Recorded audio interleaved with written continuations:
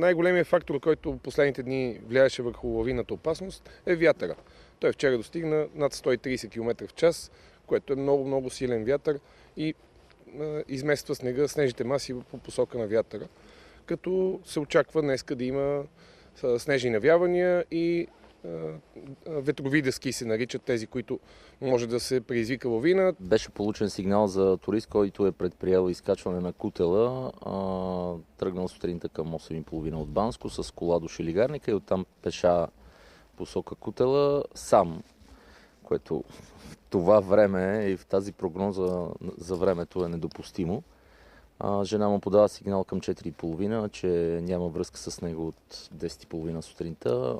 Почна издирвателна акция. За радост, без някъде, може би колегите са се разминали с туриста, но без някакви така наранявания или поне да имаме информация за такива, човека се е прибрал. Жив и здрав, да, за радост. Тук не става въпрос само за скиори и сноубордисти, а и за планинари.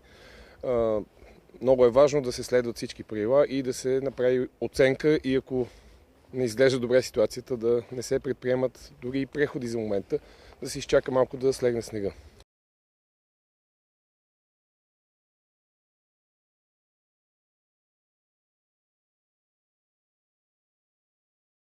Сега нещата са много по-спокойни, но вчера положението беше изключително тежко, тъй като имаше и много прекъсвания на електрическата система и получавахме непрекъснато обаждания за това, че е прекъснато електрозахранването.